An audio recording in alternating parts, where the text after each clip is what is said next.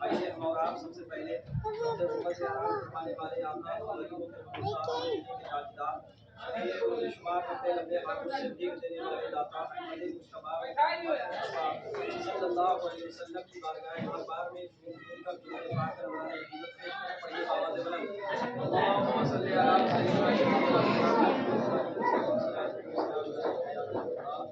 सल्लल्लाहु अलैहि वसल्लम। शायर ने कहा कि ख्वाजे हिंद को दरबार है आला तेरा, कभी महरूम नहीं मांगे।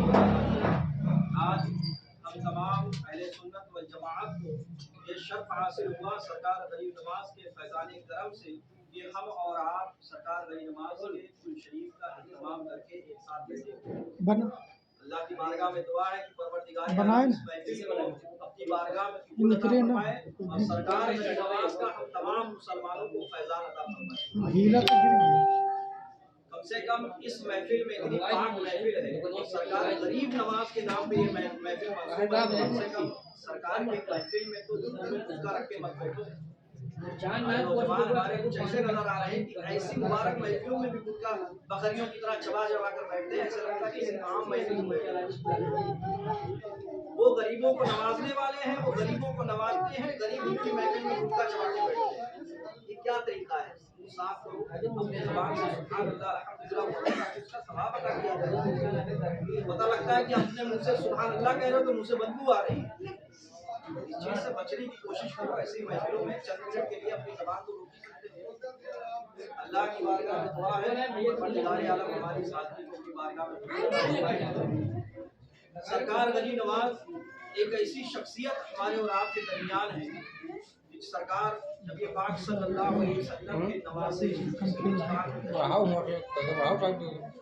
और सरकार गरीब नवाज गालिबन सरकार गौसे पाक के जो है खालाजाद भाई भी और सरकार गौसे पाक से सरकार गरीब नवाज ने अपनी जिंदगी में मुलाकात भी किया।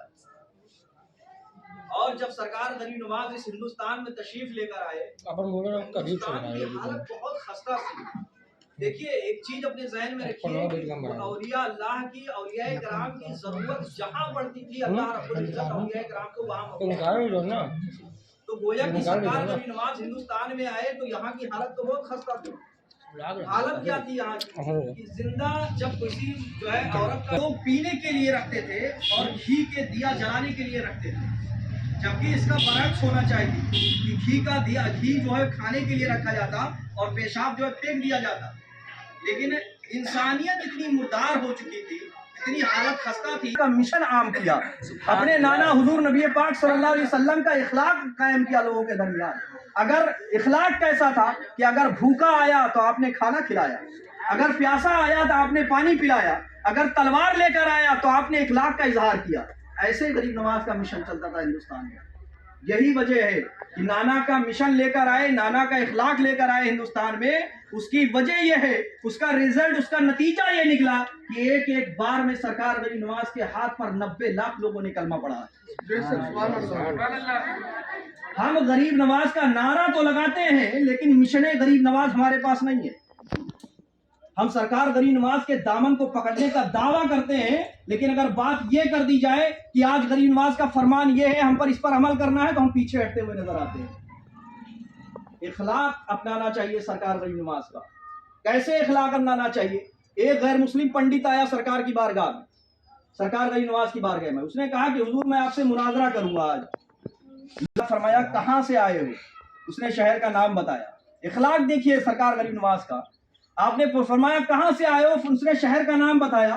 कहा आए हो, बहुत थक गए होगे और बहुत परेशान होगे, आप कुछ हाथ मुंह धो लो, खाना खा लो, थोड़ी देर आराम कर लो, बातें तो होती रहेंगी।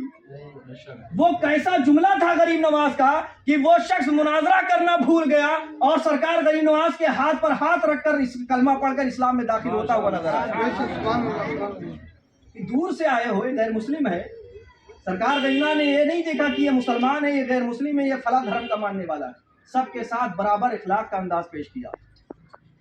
बस एक वाकया आप हजरात समाप्त करें।